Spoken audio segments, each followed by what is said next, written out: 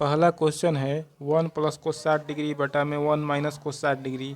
इसका आंसर हमें बताना है। ठीक, तो चलिए सॉल्व करते हैं। 1 प्लस को 60 डिग्री बटा में 1 माइनस को 60 डिग्री दिया है। इसका मान हमें निकालना है।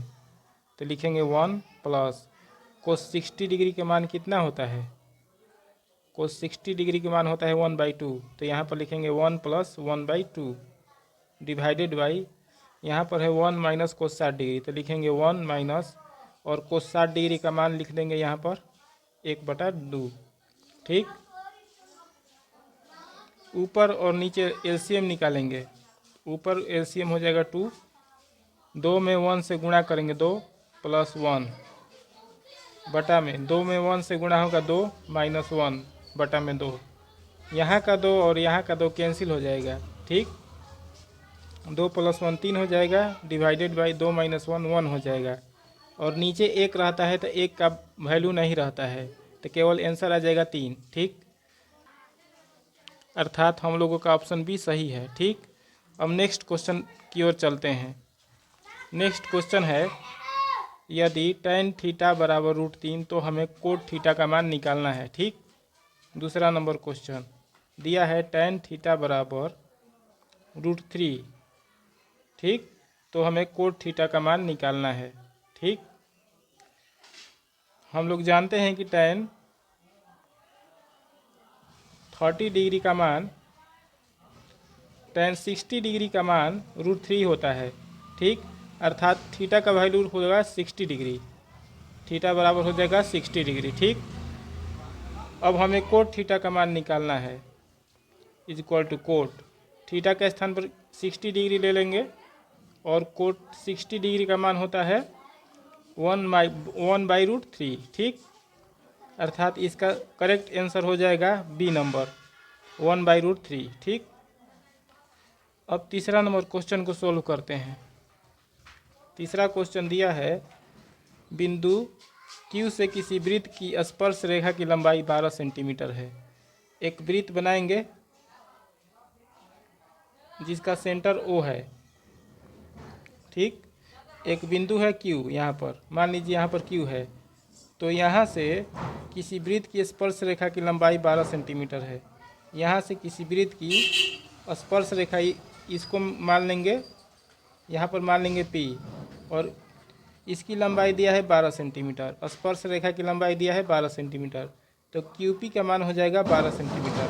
ठीक, और केंद्र से उस बिंदु की दूरी 13 सेंटीमीटर है। केंद्र से, सेंटर से बिंदु Q की दूरी है 13 सेंटीमीटर। ठीक, तो हमें उसकी त्रिज्या निकालना है, मतलब वृत्त की त्रिज्या निकालना है, मतलब OP का मान निकालना है। ठीक, OP को हम लोग R मान लेते हैं, स्मॉल r। ठीक, यहाँ पर स्पष्ट है कि 90 डिग्री का कोण बनेगा, क्योंकि हम लोग जानते हैं कि रेडियस जो है स्पर्श रेखा पर, ठीक, रेडियस जो है, त्रिज्या जो है स्पर्श रेखा पर लंब होता है। मतलब यहाँ पर 90 डिग्री का कोण बनेगा, अर्थात त्रिभुज OPQ एक राइट एंगल ट्रायंगल होगा। तो लिखेंगे हम लोग इन राइट ट्रायंगल POQ। स्पष्ट है कि त्रिज्या जो हो जाएगा वह या तो बेस हो जाएगा या तो परपेंडिकुलर हो जाएगा। ठीक, और समकोण त्रिभुज में हम लोग जानते हैं कि बेस मतलब आधार का सूत्र होता है √ हाइपोटेनस का स्क्वायर, मतलब कर्ण का स्क्वायर, माइनस परपेंडिकुलर का स्क्वायर अर्थात लंब का स्क्वायर। ठीक, और बेस जो है हम लोगों का त्रिज्या है। तो R बराबर लिखेंगे √ हाइपोटेनस OQ हाइपोटेनस है, मतलब OQ का मान दिया है 13 सेंटीमीटर। तो यहाँ पर लिखेंगे 13 का स्क्वायर माइनस PQ लंब हो जाएगा, तो PQ का मान दिया है 12 सेंटीमीटर। तो यहाँ पर लिखेंगे 12 का स्क्वायर। ठीक,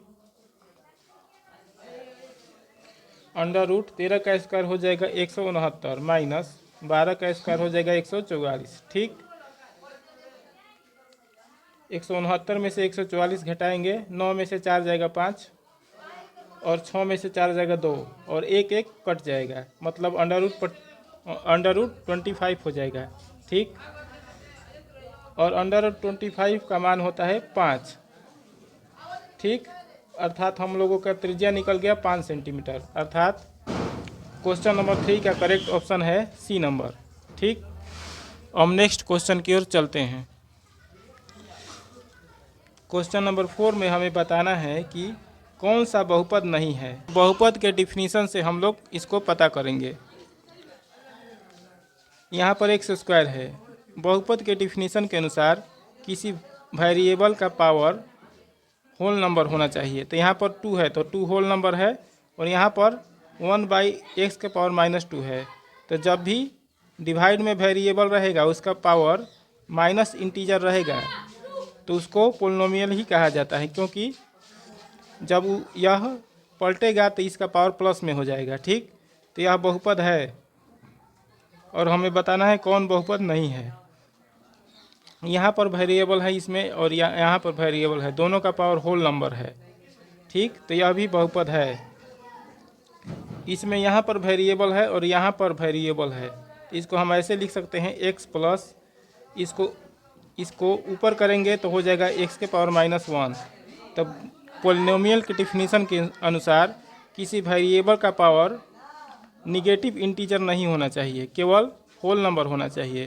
तो यह बहुपद नहीं है, तो सी नंबर हम लोगों का करेक्ट ऑप्शन है। ठीक, अब क्वेश्चन नंबर 5 हमें बताना है प्रथम 5 पूर्ण संख्याओं का माध्य कितना होगा। ठीक, ध्यान से समझिए। हम लोग जानते हैं प्रथम 5 पूर्ण संख्याएं होती हैं 0, 1, 2, 3 और 4। इसका माध्य हमें निकालना है।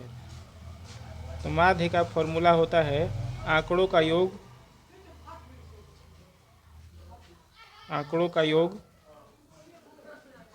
बटे में आंकड़ों की संख्या।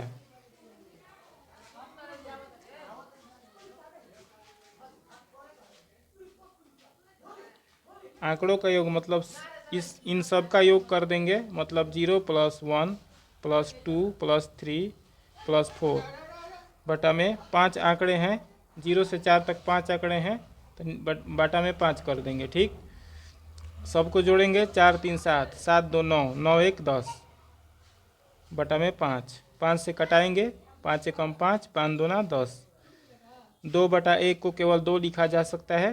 ठीक, हम लोगों का आंसर आ गया 2, मतलब करेक्ट ऑप्शन है बी नंबर। ठीक, अब क्वेश्चन नंबर 6 कह रहा है दो वृत्तों के क्षेत्रफल का अनुपात दिया है 4:1, तो हमें उनकी त्रिज्याओं का अनुपात निकालना है।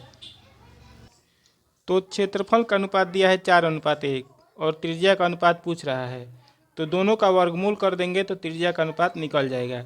4 का वर्गमूल करेंगे मतलब √4 अनुपात √1, √4 का मान हो जाएगा 2 अनुपात 1 का वर्गमूल हो जाएगा 1, मतलब त्रिज्या का अनुपात आ गया 2:1। इसका करेक्ट ऑप्शन है डी नंबर। ठीक,